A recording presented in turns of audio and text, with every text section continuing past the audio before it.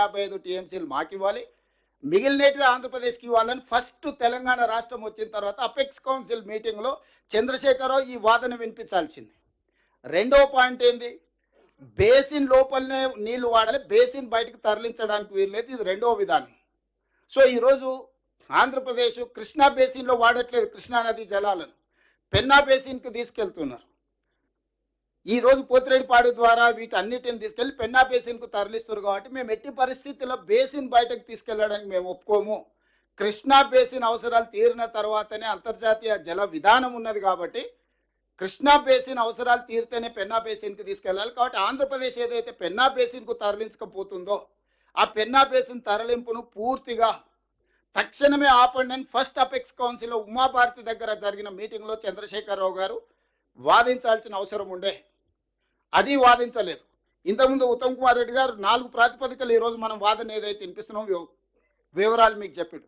ఏ ఒక్క అంశం కూడా ఆ రోజు చేయలే. పోనీ ఫస్ట్ ఇయర్ మిస్ అయింది, తర్వాత అపెక్స్ కౌన్సిల్ మీటింగ్లో కూడా దాని మీద తిరిగి వాదన వినిపించలేదు.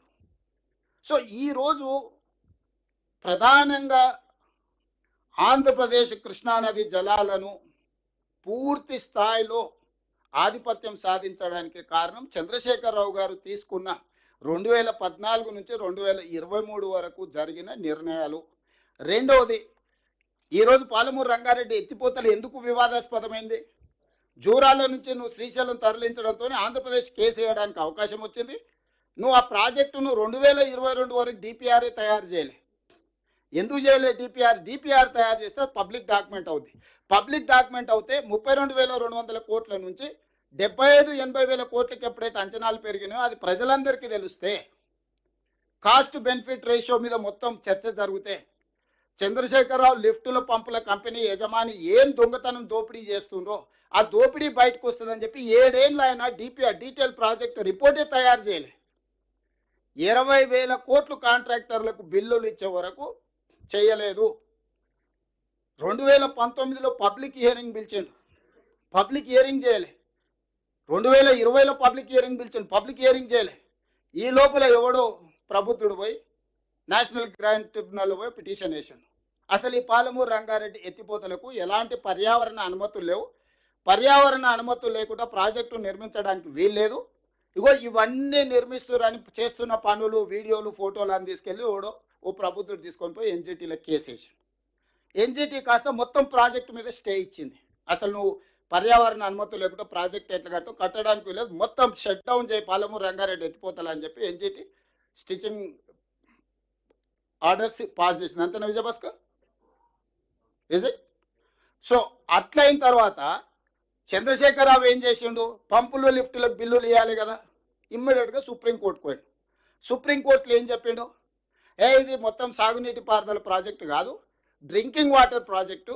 మేము 7.15 టీఎంసీలు తాగునీళ్ళ కోసం ఈ ప్రాజెక్టును కట్టుకుంటున్నాము అని అఫిడవిట్ వేసి సుప్రీంకోర్టులో అండర్టేకింగ్ తీసుకొని సుప్రీంకోర్టు ఏమి ఇచ్చిందంటే, ప్రపంచ జల విధానంలో తాగునీళ్లకు మొదటి ప్రాధాన్యత, సాగునీరుకు 2వ ప్రాధాన్యత, విద్యుత్ ఉత్పత్తికి 3వ ప్రాధాన్యత, ఇండస్ట్రియలైజేషన్కు 4వ ప్రాధాన్యత, పరిశ్రమలకు వాడుకోవడానికి. తాగునీళ్ళ సమస్య వచ్చినప్పుడు ఏ నిబంధన లేదు, మీరు తాగునీళ్ళ కోసం ప్రాజెక్టు కట్టుకోవచ్చు అని 2023లో ఒక ఆర్డర్ ఇచ్చింది. ఈరోజు మాట్లాడుతున్న హరీష్ రావు, చంద్రశేఖరరావు గారు 27,000 కోట్ల రూపాయలు ఖర్చు పెట్టిన పాలమూరు రంగారెడ్డి ఎత్తిపోతల ప్రాజెక్టును సుప్రీంకోర్టు ముందర ఇచ్చిన అఫిడవిట్ అఫీషియల్ రికార్డ్. ఇది మనం ఏం చెప్పట్లేదు, రేపు అసెంబ్లీలో ఆ రికార్డ్ అంతా తీసి చూపిస్తా. ఏమన్నాడంటే, అసలు ఇది సాగునీటి ప్రాజెక్టే కాదు, ఇది తాగునీటి ప్రాజెక్టు, మాకు తాగునీళ్ళకు సమస్య ఉన్నది, తాగునీటి సమస్యను తీర్చుకోవడానికి పాలమూరు రంగారెడ్డి ఎత్తిపోతలు కడుతున్నాము, దానికి 7.15 టీఎంసీ నీళ్లు సరిపోతాయి, దీనికి అనుమతి ఇవ్వమని తెలంగాణ రాష్ట్ర ప్రభుత్వం ప్రబుద్ధుడు చంద్రశేఖరరావు గారు, హరీష్ రావు గారు పోయి సుప్రీంకోర్టులో కేసు అయితే సుప్రీంకోర్టు జడ్జిమెంట్ డైరెక్షన్ ఇచ్చింది. మీరు 7.15 టీఎంసీ ఫర్ డ్రింకింగ్ వాటర్ పనులు చేసుకోండి, మీరు వ్యవసాయానికి అసలు ఇక్కడ మట్టి తీసి ఇక్కడ పోయడానికే వీలేదని 2023లో మనకు ఆర్డర్ ఇచ్చిండ్రు. దాంతో పాలమూరు రంగారెడ్డిలో 27,000 కోట్ల రూపాయలు ఖర్చు పెట్టిన తర్వాత ఎక్కడిదక్కడే స్టాండ్ స్టిల్ అయింది. ఈ తాగునీటి కోసం ఎందుకు అనుమతి తెచ్చిండు ఆయన?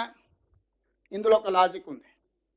పంపులకు లిఫ్టులకు పైసలు ఇవ్వాలి కదా కాంట్రాక్టర్కి, దాంతోనే ఆయన కమిషన్ వస్తుంది కదా. పంపులు లిఫ్టుల కాంట్రాక్టర్స్ కు పేమెంట్ ఇవ్వడానికి ఇది తాగునీటి ప్రాజెక్టు కింద చిత్రీకరించేసి పంపులు లిఫ్టుల కంపెనీకి మొత్తం పేమెంట్లు ఇచ్చిండే. స్థూలంగా చంద్రశేఖరరావు 27,000 కోట్లలో మీరు ఒకసారి మొత్తం డీటెయిల్స్ తీస్తే పంపులు లిఫ్టులకే పేమెంట్లు ఉంటాయి. ఆ సుప్రీంకోర్టు పర్మిషన్ కూడా డ్రింకింగ్ వాటర్ అని ఎందుకు తెచ్చిందట, పంపులు లిఫ్టులోని పైసలు ఇస్తే నేను కమిషన్ వస్తుంది కాబట్టి కంప్లీట్గా పంపులు లిఫ్టుల కంపెనీవాడి కోసమే ఈరోజు పాలమూరు రంగారెడ్డిని జూరాల నుంచి శ్రీశైలం తరలించి శ్రీశైలంలో తాగునీటి ప్రాజెక్టు కానీ ఇంటరిమ్ ఆర్డర్ తీసుకొచ్చింది. మేము వచ్చి చూస్తే సుప్రీంకోర్టు ఆర్డర్ ఉంది. కేంద్ర ప్రభుత్వం దగ్గరకు పోతే వాడేమంటాడు, ఆల్రెడీ ట్రిబ్యునల్ ముందల ఈ వాదన ఉంది, దీని కింద ఈ వాదన ఉంది, మీకు ఏ అనుమతి ఇవ్వడానికి లేదు. ఆల్రెడీ మీ లీడరు పోయిన గవర్నమెంట్ మాకు అఫిడవిట్ ఇచ్చింది, 90 టీఎంసీలో నీకు సోర్సు కొత్తదని ఆంధ్రప్రదేశ్ ఏదైతే పిటిషన్ వేసారో దానికి ఏం చెప్పిండంటే, మా దగ్గర మైనర్ ఇరిగేషన్ చెరువులు కుంటలలో మేము నీళ్లు వాడుకుంటున్నాం, అందులో సేవింగ్స్ ఒక 45 టీఎంసీలు మేము చెరువులు కుంటలు వాడుకోకుండా పాలమూరు రంగారెడ్డి ఎత్తిపోతలకు వాడుకుంటాం. ఇప్పుడు గోదావరిలో పట్టిసీమ ద్వారా పోలవరం నుంచి మేము కృష్ణా డెల్టా ఆయకట్టుకు 80 టీఎంసీల నీళ్లు తీసుకెళ్తున్నారు. అట్లా బేసిన్ మారినప్పుడు ఆ నీట్ల పై రాష్ట్రాలకు కేటాయించాలి. మాకు ఒక 45 టీఎంసీల నీళ్లు వస్తే మిగతా కర్ణాటక మహారాష్ట్రకు పోతే ఆ 45 గోదావరి నుంచి కృష్ణా బేసిన్కు తరలించిన దాంట్లో మాకు వాటా వస్తుందని ఒక వాదన. రెండోది మా మైనర్ ఇరిగేషన్ ఏదైతే మా చెరువులు కుంటలు ఉన్నాయో మేము సేవింగ్స్ చూపించుకున్నాం, ఇది ఒక 45 టీఎంసీ, మొత్తం కలిపి 90 టీఎంసీలకు మాకు అనుమతి అని మళ్ళా ఈ ప్రభుత్వుడే పోయి మళ్ళా పిటిషన్ వేసిండు. ఆంధ్రప్రదేశ్ ఏమన్నదంటే, ఈ నీళ్లు CWC central water commission permission ఇచ్చినోడు డిసైడ్ చేయడు నీటి కేటాయింపులు చేయాల్సినోడు బచావత్ ట్రిబ్యునల్లో డిసైడ్ అయితే తప్ప ఈ 45 టీఎంసీ గోదావరి నుంచి కృష్ణా బేసిన్లో వాడుకుంటే వస్తాయని నువ్వు అంటున్నావు, అది సెటిల్ అయ్యే వరకు ఆ 45 మీద నేను ఏం అనుమతి ఇవ్వలేను అని అది తేల్చేసింది. రెండో 45కి ఏమన్నాడు, ఓకే నువ్వు మైనర్ ఇరిగేషన్లో వాడుకుంటా మిగిలిచ్చి వాడుతున్నా అంటున్నావు కదా, 30 సంవత్సరాలు నువ్వు ప్రతి చెరువుది కృష్ణా బేసిన్లో ఉన్న అన్ని చెరువుల లెక్కలు తీసి ప్రతి చెరువుకు కుంటకు నువ్వు ఏడేడా మిగిలిచ్చినావు, 30 సంవత్సరాల డేటా తీసుకొచ్చి నాకు ఇస్తే ఆ 45 టీఎంసీల సంగతి తెలుస్తాను మనకి లెటర్ రాసింది. అంతేనా విజయభాస్కర్? రాస్తే వీడి దగ్గర ఏంది, తాడు లేదు పొంగరం లేదు. ఈ లోపల మిగిలిచ్చిన ఆంధ్రప్రదేశ్ ఏమన్నదంటే, కమిషన్ కాకతీయ పెద్దల నాయ నరసింహారెడ్డి గారు చెప్పేటోళ్ళు కేసీఆర్ గారు కమిషన్ కాకతీయ తెచ్చిండని, దాంతో మొత్తం నీళ్ళంతా ఊర్లలో ఊరిపోయినాయి వాడుకుంటున్నాం అన్నారు కదా. వీళ్ళు దొంగ లెక్కలన్నీ పెడితే ఆంధ్రప్రదేశ్ ఆ డేటా డౌన్లోడ్ తీసుకొని పోయి, సార్ చెరువులు కుంటలు పాత వినియోగానికి తగ్గలేదు, పెరగడానికి కారణం ఏంటంటే కమిషన్ కాకతీయాల ఈ చెరువులు కుంటలు అంతా పునరుద్ధరించారు, మైనర్ ఇరిగేషన్ల గతంలో వాడుకునే దానికంటే 2 వాడుకుంటారు, సేవింగ్సే లేదు, ఈ 45 కూడా నువ్వు అనుమతి ఇవ్వడానికి దీన్ని కూడా తీసి బయట పడేది, మొత్తం కొత్త ప్రాజెక్టు, దీన్ని మొత్తం తాళమేందని ఆంధ్రప్రదేశ్ మన మీదకి లగెత్తుకొచ్చింది. ఈ నేపథ్యంలో మనం వచ్చి నాకేం చేసినామంటే, అరే డ్రింకింగ్ వాటర్ కింద పెట్టి 25,000 కోట్లు 27,000 కోట్లు ఖర్చు పెట్టి డ్రింకింగ్ వాటర్ అని మూసుకొని ఉంటే పరువు పోతుంది, ఒక పని చేయరు, 90 టీఎంసీలో మైనర్ ఇరిగేషన్ది చెరువు కుంటలు ప్రతి చెరువుకు ఉంటుంది, డేటా దొరకదు, క్లస్టర్ కింద మాకు అనుమతి ఇవ్వండి అంటే ఓ మండలం ఓ రెవెన్యూ డివిజన్లో ఎన్ని చెరువులు కుంటలు ఉన్నాయి దాంట్లో 30 ఏళ్ళ డేటా మేమంతా లెక్క కట్టుకొని వస్తాం, మాకు కొంచెం వెసులుబాటు కల్పించి ఒక్కొక్క చెరువు ఒక్కొక్క కుంట లెక్క కట్టాలంటే మళ్ళీ 30 ఏళ్ళు పడుతుంది, మాకు ఈ లెక్కలు కట్టడానికే కుదరదు, రాష్ట్రం విడిపోవడం వల్ల డేటా కూడా మా దగ్గర సరిగ్గా లేదు, ఉన్నంతలో క్లస్టర్ కింద తీసుకొచ్చి మీకు ఇస్తాము, దాని ప్రకారం ఫస్ట్ 45 టీఎంసీలు సాగునీటి ప్రాజెక్టు నిర్మించుకోవడానికి మాకు అనుమతి ఇవ్వండి, ఈ ప్రాజెక్టులన్నీ మేము ముందుకు వెళ్తాం, మిగతా 45 ట్రిబ్యునల్ ముందు వచ్చినప్పుడు మిగతా 45 చేసుకుని ఫస్ట్ ఏదో ఒకటి సాగదీద్దామని ముందుకు వెళ్దామని దాని మీద మీ 45 టీఎంసీలు ఉత్తమ్ కుమార్ రెడ్డి గారు అదే లేఖ రాశారు. టోటల్ మీద మాకు 90 టీఎంసీలు, ఫస్ట్ ఫేజ్లో మా సేవింగ్స్ 45 టీఎంసీలకు మేము పనిచేసుకుంటాం అనుమతి అన్నారు. దీంట్లో 2 ఉన్నాయి. ఈ అనుమతి వస్తే ఈయన 11.5 రేట్ ఆఫ్ ఇంట్రెస్ట్లో లోన్లు తెచ్చిండు ఫస్ట్. రెండోది అనుమతులు ఉంటే కేంద్ర ప్రభుత్వాన్ని మనం గతంలో నేషనల్ ప్రాజెక్ట్ అనేది ఇప్పుడు అది ప్రపోర్షనేట్ మార్చి ప్రధానమంత్రి కృషి సంయోజిత ప్రాజెక్ట్ సించాయ్ యోజన ప్రాజెక్ట్స్ అని 60% కేంద్ర ప్రభుత్వం ఇస్తే 40% రాష్ట్ర ప్రభుత్వం నిధులు పెట్టుకునేటట్టు నేషనల్ ప్రాజెక్ట్ కింద అంటే గవర్నమెంట్ ఆఫ్ ఇండియా స్పాన్సర్ చేస్తుందని ఈ అనుమతులు వస్తే ఆ 60-40 రేషియోలో 60% కేంద్రం నుంచి నిధులు తెచ్చుకోవచ్చు అని చెప్పి దీన్ని అనుమతి ఇవ్వండి మాకు ఆ రోజు ఉన్న జలశక్తి మినిస్టర్ దగ్గర పోయి కూర్చున్నాం. తర్వాత ప్రభుత్వం మళ్ళీ మూడోసారి వచ్చిన తర్వాత కొత్త మంత్రి వస్తే కూడా సిఆర్ పాటిల్ దగ్గర పోయి కూర్చొని మాకు పాలమూరు రంగారెడ్డి ఎత్తిపోతలు కేంద్ర ప్రభుత్వ సహాయం కావాలి, కేంద్ర ప్రభుత్వ సహాయం కావాలంటే వాళ్ళకి కొన్ని నామ్స్ ఉన్నాయి, కొన్ని అనుమతులు ఉండి, కొన్ని క్లియరెన్స్లు ఉండి, ఎన్విరాన్మెంట్ క్లియరెన్స్లు, వాటర్ నీటి కేటాయింపులు ఇవి ఉంటేనే వాళ్ళ ప్రాజెక్టును టేకప్ చేస్తారు.